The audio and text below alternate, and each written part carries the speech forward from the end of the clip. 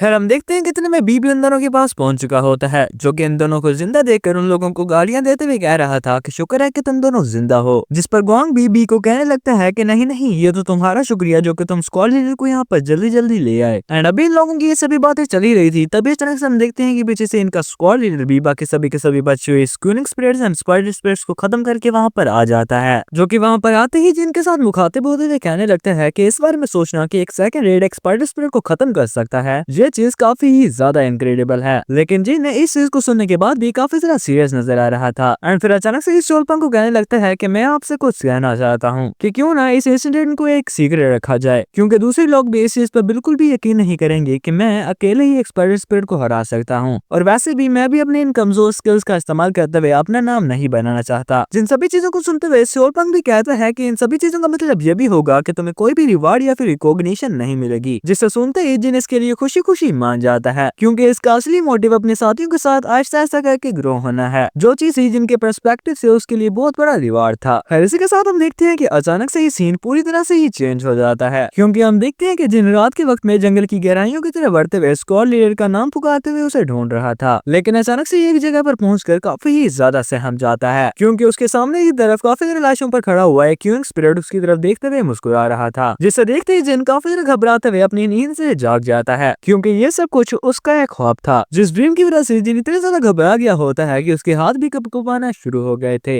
लेकिन अपने मन ही मन में सोच रहा होता है कि उस इंसिडेंट को दोबारा से अपने ख्वाब में देखकर मुझे काफी ज्यादा घबराहट हो रही है, जिसके के साथ जिन हमें बताता है कि ये नाइटमेयर उसकी पिछली जिंदगी की एक मेमोरी है, जहाँ इसके काफी ज्यादा लव एंड आहिस्ता आहिस्ता करके मारे गए थे, जो इंसिडेंट इस जिंदगी में भी हो सकता है। जिस इंसिडेंट को याद करते ही जिन अपने मन ही मन में सोच रहा होता है कि मुझे लग रहा था कि मैं अपनी इस जिंदगी में भी अपनी पूरी जान लगा रहा हूँ। आफ्टर ऑल मैंने अपने एक दोस्त को मरने से बचा लिया है, जिसके साथ साथ पिनाकल ड्राम पर पहुंचने के लिए अपनी पूरी जान लगाकर मेहनत कर रहा हूँ। हाउएवर क्या ये सब कुछ काफी है, क्योंकि बहुत जल्द steel spirit and viper spirit appear होने वाली है, एंड अपनी पिछली जिंदगी में भी मैं अपने कॉमरेड्स के ही सैक्रिफाइस की वजह से जिंदा बच पाया था, जिसके के साथ जिनकी अगली बात से हमें पता चलता है कि ये सभी के सभी डिमोनिक ह्यूमन यानी कि ये क्यूनिंग एंड स्पाइडर स्पिरिट्स ये सभी के सभी ब्लड डिमोनिक ह्यूमन क्रिएट करने के बाय प्रोडक्ट हैं। एंड इस पॉइंट पर मेरी अपनी एक थ्योरी है कि जो डिमोनिक ह्यूमन किसी पार्टिकुलर टेक्निक को सही तरह से इस्तेमाल नहीं कर पाते, वो सभी लोग माइंडलेस स्पिरिट्स बन जाते हैं, और इन स्पिरिट्स में चेंज होने से पहले उन डिमोनिक ह्यूमन की जितनी मार्शल प्रोग्रेस होती है उसी हिसाब से वो स्पिरिट बनने के बाद क्यूनिक स्पिरिट्स या फिर स्पाइडर स्पिरिट बन जाती है। एंड ये सब कुछ मेरे सिर्फ अंदाजे हैं, तो आगे जाकर अगर ये गलत प्रूव हो जाती है तो मुझे गालियां मत देना। खैर बैक टू स्टोरी, हम देखते हैं कि जिन हमें बता रहा होता है कि आज से 5 साल के बाद ब्लड डिमोनिक ह्यूमन जो कि अपने मार्शल प्रोग्रेस के पिनाकल पर होंगे अचानक से ही अपेयर होकर मैसेकर मचाना शुरू कर देंगे, जिसके तकरीबन 2 साल बाद ही फ्रंट लाइन पूरी तरह से गिर जाएगी, जिसके बाद ही ब्लड गर्ल ने बिना किसी हिचकिचाहट के अपनी टेरिटरी को एक्सपेंड करना शुरू कर दिया था। जिसके बाद का मुझे कुछ नहीं पता, क्योंकि उस वक्त मैं भी मारा गया था, यानी कि मुझे नहीं पता कि ब्लड गर्ल ने सभी चीजों को खत्म किया या फिर अलायंस ने उन्हें हरा दिया।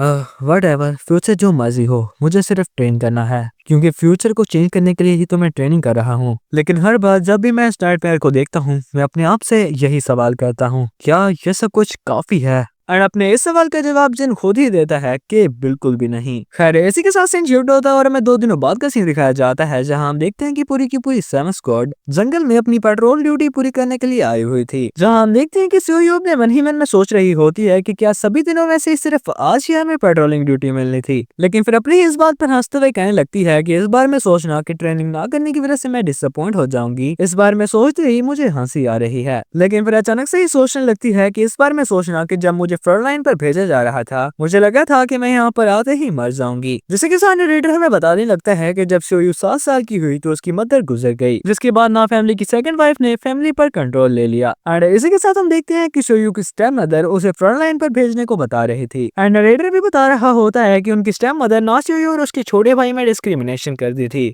जिसके के साथ हम देखते हैं कि स्टेप मदर सोयू को कह रही होती है कि मैं अपने प्रीशियस बच्चे को फ्रंट लाइन पर कैसे भेज सकती हूँ, क्योंकि अगर वो फ्रंट लाइन पर चला गया तो हमारी फैमिली को कंटिन्यू कौन करेगा, तो इसलिए तुम्हें अपनी फैमिली के लिए सैक्रिफाइस तो करना चाहिए। एंड नरेटर बताता है कि ये सब कुछ काफी ज्यादा पेनफुल था, लेकिन for the sake of her family उसने अपने आप को सैक्रिफाइस कर दिया, और फिर इसी तरह सोयू फ्रंट लाइन पर जाने के लिए मान गई। एंड नरेटर भी बताता है कि उसे पता था कि अगर वो वहां पर गई तो मारी जाएगी, लेकिन सोयू को उस वक्त बिल्कुल नहीं पता था कि किसी चीज को ना कैसे बोली जाती है, क्योंकि काफी देर से वो एक ऐसी जिंदगी जी रही थी जिसमें हर चीज प्री प्लान होती, और सच में ऐसा ही हुआ, क्योंकि उसकी फर्स्ट ही पेट्रोलिंग में ना सोयू ऑलमोस्ट मर ही चुकी थी। जिसी के साथ हमें उसी दिन का सीन दिखाया जाता है जहाँ हम देखते हैं कि सोयू की ही टीम का एक और मेंबर उसे स्प्लिट होने को बताकर वहाँ से चला जाता है। और अभी उसका वहाँ से जाने था, सोयू को एक डेड बॉडी देखने को मिली, जिस डेड बॉडी की गर्दन पर मौजूद निशानों को देखकर उसे लग रहा होता है कि ये एक्सपर्ट स्प्लिट का काम है। सो इसीलिए अभी अपनी टीम को इन्फॉर्म करने के लिए फ्लेयर फायर करने के बारे में सोच ही रही थी, तभी अचानक से हमें सोयू के पीछे कोई देखने को मिला, जिसे फील करते ही अभी सोयू उसे देखने के लिए पीछे मुड़ ही रही थी। तभी अचानक से हम देखते हैं कि वो पर्सन, या फिर सिंपली कहूँ कि एक डिमोनिक हेड, काफी देर से सोयू के पास से गुजर कर उसके एक्यूपंक्चर पॉइंट पर हिट करके उसे पैरालाइज भी कर देता है, जिस वजह से सोयू काफी ही ज्यादा घबरा चुकी थी। एंड सोयू को पैरालाइज करने वाला वो पर्सन सोयू के फेस को पकड़ते हुए कह रहा था, कितनी खूबसूरत लड़की है, तो इसका मतलब है कि अब तू मेरे साथ जाएगी ताकि सारी रात मजे कर सकूं। जिन सभी बातों को सुनकर सोयू अपने आप को मूव करने के लिए पूरी जान लगा देती है, लेकिन कुछ नहीं कर पाती। एंड अभी डिमोनिक हेड सोयू को इस तरह से ह्यूमिलेट कर ही रहा था, तभी इस तरह से हम देखते हैं कि हीरो की एंट्री के साथ सोलपंग उस पर्सन के मुंह पर हिट करते हुए वहां पर पहुंच जाता है। एंड सोलपंग की एक ही हेड में वो पर्सन काफी ज्यादा दूर फेंका गया था। एंड इस हिट को लेने के बाद भी वो पर्सन काफी ज्यादा गुस्सा होते हुए कहने लगता है कि मुझे हाथ लगाने की तेरी हिम्मत भी कैसे हुई, लेकिन उसके इस बात को इग्नोर करते हुए सोलपंग उसके काफी ज्यादा करीब जाकर उसे और भी ज्यादा कूटना शुरू कर देता है। एंड दूसरी तरफ हम देखते हैं कि सोयू, जो कि अपनी बॉडी को बिल्कुल भी मूव नहीं कर पा रही थी, काफी ज्यादा हैरान होकर अपने मन ही मन में सोचने लगती है कि आखिर यहाँ पर हुआ क्या, क्योंकि पैरालाइज हो जाने की वजह से सोयू को लग रहा था कि आज उसका आखिरी दिन है। एंड इस पॉइंट पर सोयू ने रेस्क्यू होने की पूरी होप ही छोड़ दी थी, लेकिन सोलपंग उसी डायरेक्शन से उसकी तरफ भागते हुए आते हुए कह रहा था, मिस, क्या तुम हर्ट हो? एंड क्योंकि सोलपंग को नहीं पता था कि सोयू को पैरालाइज किया गया है, तो उसकी तरफ हाथ बढ़ाते हुए कहता है कि सब कुछ ठीक है, तो तुम उड़ सकती हो। लेकिन थोड़ी देर के बाद कोई भी रिस्पॉन्स ना आने पर उसे भी समझ आ जाती है कि एक्यूपंक्चर टेक्निक का इस्तेमाल करते हुए उसे पैरालाइज किया गया है। सो इसलिए अपनी स्टेबलनेस के लिए माफी मांगते हुए उसकी पैरालाइजेशन को रिलीज कर देता है। लेकिन इस इंसिडेंट के बाद सोयू जोर जोर से हंसने लगती है, और इसी के साथ साथ सोयू हमें बता रही होती है कि उस वक्त पता नहीं मुझे क्या हुआ कि मैं अपने सभी के सभी फेयर को भुलाकर जोर जोर से पागलों की तरह हंसने लग गई। एंड लेटर ऑन जब वो न्यूली मेड स्क्वाड 7 का स्क्वाड लीडर बना, तो मैं, जो कि उसे फॉलो करते हुए पहले ही काफी सारे हार्डशिप्स को फेस कर चुकी थी, एंड इस पॉइंट पर आकर मैं ये चीज कहने में पूरी तरह से कॉन्फिडेंट हूँ कि ये टाइम मेरी जिंदगी के सबसे ज्यादा हैप्पीएस्ट टाइम है, इवन इफ इसका मतलब अगर मेरी मौत ही क्यों ना हो। खैर इसी के साथ सीन शिफ्ट होता है और हमें थोड़ी देर बाद का सीन दिखाया जाता है, जहाँ हम देखते हैं कि भी शिकायत करते हुए कह रहा था, हर रोज की इस ट्रेनिंग की वजह से मेरे पूरे जिस्म में दर्द हो रही है। जिसको सुनते हुए गोंग कहता है कि सच में मुझे तो नहीं हो रही। जिन दोनों के ही साथ चलती हुई सोयू अचानक से उन्हें कॉम्प्लीमेंट देते हुए कहती है कि तुम पहले से काफी ज्यादा हैंडसम भी हो चुके हो। जिस कॉम्प्लीमेंट को सुनकर पहले तो भी थोड़ा सा ब्लश करने लगता है, लेकिन फिर अचानक से उसे कहने लगा, मुझे तुम पर यकीन नहीं है क्योंकि तुम सभी लोगों को यही कहती हो। जिस पर सोयू भी हंसने लगती है। लेकिन फिर जब अचानक से उसने गोंग की तरफ देखा, जो कि गासन की तरफ देखकर मुस्कुरा रहा था, वॉइस ट्रांसमिशन का इस्तेमाल करते हुए उसे बताती है कि वुमेन्स को वो चीजें बिल्कुल भी पसंद नहीं होती जो कि बिल्कुल ही ऑब्वियस होती है, यानी कि एकदम से ही अपना प्यार जाहिर मत करो, आहिस्ता आहिस्ता करके कदम बढ़ाओ। जिस पर गोंग भी अपना सिर हिलाते हुए उनकी इस बात को मान जाता है। लेकिन फिर जब सोयू ने जिन की तरफ देखा, जो कि काफी ज्यादा परेशान नजर आ रहा था, अपने मन ही मन में सोचने लगती है कि रूसी लोगों को बेशक लग रहा होगा कि ये अपने उस ड्यूल की वजह से काफी ज्यादा परेशान है, लेकिन जिस तरह ये अपने ही सोचों में गुम है, ऐसा लग रहा है कि इसे कोई प्रॉब्लम है, जिस वजह से पूरी की पूरी स्क्वाड का मूड भी डाउन हो चुका है। लेकिन फिर अचानक से इलिन को देखकर अपनी थोड़ी देर पहले वाली कन्वर्सेशन को याद करने लगती है, जहाँ हम देखते हैं कि ये तीनों महिला मित्र एक साथ ट्रेनिंग करते हुए जिन एंड लिन के बारे में बातें कर रही थी। सोयू कहती है कि मैं भी यही सोच रही थी कि लिन उसी को फॉलो करते हुए 7 स्क्वाड में आई होगी, जिस पर गासन भी हंसते हुए कह रही थी कि क्या तुमने भी नोटिस कर लिया। लेकिन लिन की एक्सप्रेशन देखने के बाद मुझे काफी ज्यादा सॉरी फील हो रहा है। और अभी इन दोनों की ये बातें चली रही थी, पीछे खड़ी हुई लिन अचानक से इनकी बातें सुनते हुए कहती है कि मुझे सोनवजिन पसंद है, जिसे सुनते ही वो दोनों काफी ही ज्यादा हैरान हो गई थी। और क्योंकि इनकी ये बातें काफी ज्यादा एम्बैरसिंग थी, तो इसे कवर करने के लिए कहने लगती है, मुझे भी वो पसंद है, यानी कि वो हमारा डियर स्क्वाड मेंबर है और ट्रस्टवर्दी भी है। गासन भी कहती है कि हाँ, वैसे भी अपना वेट लूज करने के बाद वो काफी ज्यादा हैंडसम भी हो चुका है, मगर इसका मतलब ये नहीं है कि हम उसे पसंद करना शुरू कर देंगे। जिन दोनों की इन बातों को सुनने के बाद इन उसे कहने लगती है कि मुझे पता है कि तुम क्या कहना चाह रही हो, बट आई लव सोनवजिन रोमांटिकली। जिस पर सोयू, क्या सच में? लेकिन जब उसने मिस्टांग के लिए अपना लव एडमिट किया था, तो उस वक्त तो आपने कुछ नहीं किया था, जिसे सुनते हुए लिन कहने लगती है कि वो उसमें इंटरेस्टेड होगा लेकिन हम इसे प्यार नहीं कह सकते। एंड वैसे भी जब मैंने उसे प्यार करना शुरू किया था तब वो काफी ज्यादा मोटा था, क्योंकि मुझे गोल मटोल चीजें बहुत ज्यादा पसंद है। जिसी के साथ साथ उसका वेट लूज करने के बाद ही मुझे वो उसी तरह ही पसंद है, जैसा कि मुझे उसकी अपीयरेंस से नहीं बल्कि उसके दिल से प्यार है। एंड इस तरह की वॉइस ओवर करते हुए मुझे काफी ज्यादा दुख हो रहा है और अजीब सा लग रहा है, क्योंकि मैं सिंगल हूँ और घर पर कोई भी नहीं है। सो मोहल्ले वाले शायद सोच रहे होंगे कि मैं पागल हो गया हूँ। खैर, इन सभी बातों को सुनते हुए अचानक से गासन कहने लगती है कि तो फिर तुम इस बारे में कुछ करती क्यों नहीं हो। लेकिन गासन की ये बात इनके सर के ऊपर से ही चली गई थी। क्या?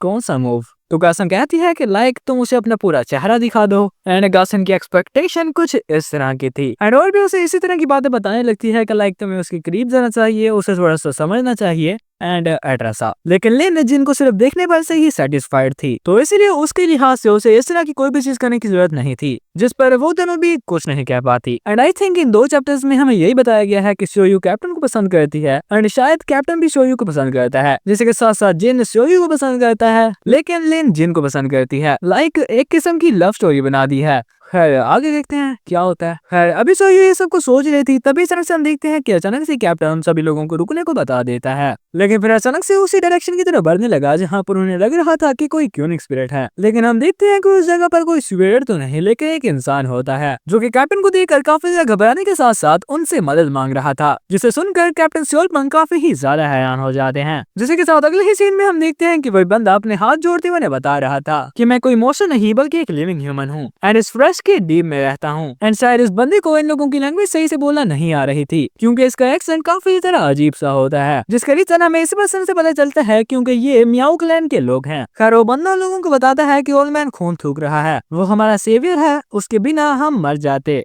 तो प्लीज हमारी मदद करो। और उस बंदे की इन सब बातों को सुनने के बाद शोयू आगे आते हुए कहती है, तुम्हारे कहने का मतलब है कि उस ओल्ड मैन ने तुम्हें किडनैप होने से बचाया और क्योंकि अब वो बीमार हो चुका है तो तुम्हें हमारी मदद चाहिए, राइट? जिस पर उस पर्सन के हाँ में सर हिलाने पर शोयू उन सभी लोगों को बताती है कि ये शायद क्यूआई डिवेशन होगी, जो कि शायद किसी गलत मार्शल आर्ट को इस्तेमाल करने की वजह से हुई है। जिसे सुनते हुए बीबी कहने लगते हैं तो इसका मतलब है कि ये इतनी ज्यादा दूर फ्रंट पर हमारी मदद लेने के लिए आया है। लेकिन दूसरी तरफ वो बंदा उन सभी लोगों से इंसिस्ट किया जा रहा था कि प्लीज उस ओल्ड मैन की मदद करो, क्योंकि अगर वो नहीं होता तो मैं और मेरे सभी बहन भाई सभी मारे जाते। लेकिन अचानक से ही से जूते लाते हुए कहता है कि तुम उसकी बातें सुन ही क्यों रहे हो, वो यकीनन झूठ ही बोल रहा होगा, क्योंकि मियाओ के लोग निमोनिक ह्यूमन से बने हुए इस फ्रेश में जिंदा कैसे रह सकते हैं। और जूतीलाल की इन सभी बातों को सुनते हुए वो बंदा उसे बताने लगता है कि मैं झूठ नहीं बोल रहा, उस ओल्ड मास्टर ने हमें एक सेंट बना कर दी थी जिस वजह से वो सभी मॉन्स्टर भाग जाते हैं। लेकिन इस सेंट के बारे में सुनकर जिनकी भी क्यूरियोसिटी जाग चुकी थी। सेंट? कौन सी सेंट? तो बंदा कुछ निकालते हुए बताने लगा कि ये सेंट जिसकी वजह से मॉन्स्टर हमसे दूर रहते हैं। और फिर जैसे ही जिन ने उस सेंट को महसूस किया तो काफी ज्यादा हैरान हो जाता है और फिर अचानक से शोलपंग को उसके साथ जाने को बताने लगा, जिस पर शोलपंग का काफी ज्यादा हैरान होने पर जिन उसे समझाने लगता है कि ये सेंट बैग ही एक बहुत बड़ा रीजन है कि हमें वहाँ पर जाना चाहिए एंड वैसे भी। लेकिन इससे पहले कि जिन अपनी इस बात को मुकम्मल कर पाता तभी अचानक से हम देखते हैं कि जूतीलाल आगे आते हुए कहता है कि आखिर तुम करना क्या चाहते हो, क्योंकि तुम्हारे कहने के मुताबिक हम एक सेंट बैग की वजह से, जो कि एक फेक भी हो सकता है, उसकी वजह से एक ट्रैप में फंस जाना चाहिए। और अगर ये सैंड बैग नकली नहीं भी है तो फिर भी हम डिमोनिक ह्यूमन को दूर रखने के लिए सैंड बैग का यूज क्यों ही करें। लेकिन जिन उसकी इस बात को पूरी तरह से इग्नोर करते हुए शोलपंग को कहने लगता है, स्कॉलर इनके मुताबिक ये लोग फ्रांस में रहते हैं तो इन्हें इन चीजों के बारे में काफी कुछ पता होगा,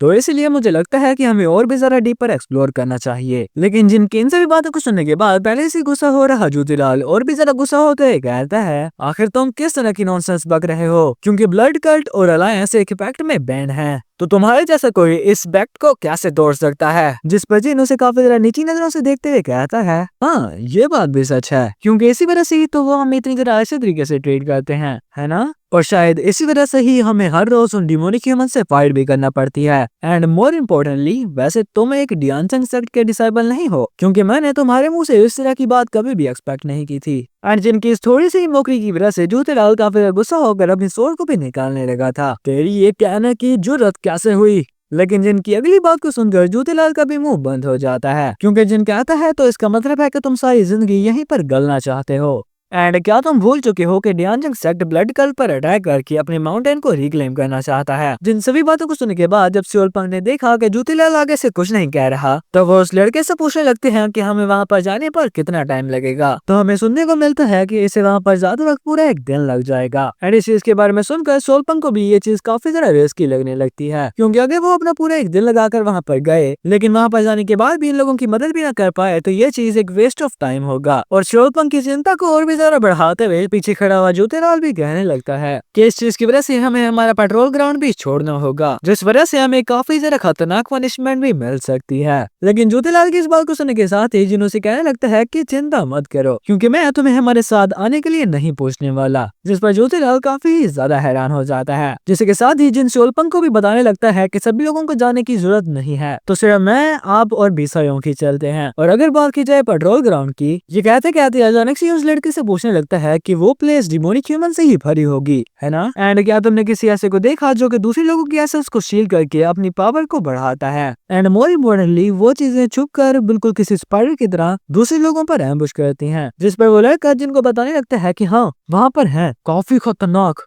काफी डेंजरस। एंड इस लड़के के मुंह से इस बात को सुनने था जिन्होंने क्या लगता है, तो इसका मतलब है कि वहाँ पर एक स्पाइडर स्पिरिट होगी। तो क्या हमें उस स्पाइडर स्पिरिट को इरेडिकेट नहीं करना चाहिए? एंड अब जिनके इस बात को सुनकर सियोलपंग भी इस चीज के लिए मान जाता है। एंड अभी इन लोगों की ये सभी बातें चल ही रही थी, तभी अचानक से हम देखते हैं कि पीछे खड़ी हुई लिन भी कहने लगती है कि मैं भी आपके साथ जाना चाहूंगी, क्योंकि मैं बीसायोंग एंड सुयोमोजिन की तरह ही काफी फास्ट हूँ, तो मुझे लेकर जाना एक बर्डन नहीं होगा। जिस पर वो लोग भी खुशी खुशी मान जाते हैं, क्योंकि उन लोगों को भी पता था कि लिन एक काफी तरह सक्सेसफुल फाइटर है। जो सब कुछ हो जाने के बाद अचानक से हम देखते हैं कि सियोलपंग सियोयू को कहने लगता है कि दूसरे स्क्वाड मेंबर का ख्याल रखना, लेकिन सियोयू एक पॉजिटिव स्माइल के साथ उन्हें कहती है कि तुम सभी लोगों को सेफली वापस आना होगा, क्योंकि हम लोग तुम्हारा इंतजार कर रहे हैं। जिस पर सियोलपंग भी थोड़ा थोड़ा शर्माने लगता है। एंड अभी इन लोगों की ये प्यार मोहब्बत चली रही थी, तभी अचानक से हम देखते हैं कि पीछे खड़ा हुआ जूतेलाल कहता है, सियोनवोजिन यहाँ से जाने से पहले तुम इस चीज को अपने दिमाग में बिठा लो कि अगर तुम उस ट्रिप के बाद थके भी हुए होगे तो फिर भी मैं इस मैच को पोस्टपोन नहीं करने वाला, और वैसे भी तुम इस जुअल से तो नहीं ना भागना चाहते थे। लेकिन जूतेलाल की इस बात को सुनने के बाद जिन उसे मुंह तोड़ जवाब देते हुए कहता है कि तुम्हारे ख्वाब में, क्योंकि तुम्हारे जैसे एक पर्सन के साथ एक डुअल इस मिशन के कंपैरिजन में कुछ भी नहीं है, तो इसलिए अपने आप को इतना भी मत आको। और जिनकी इस बात को सुने ही था जूतेलाल काफी ज्यादा गुस्सा हो जाता है। क्या क्या कहा तूने?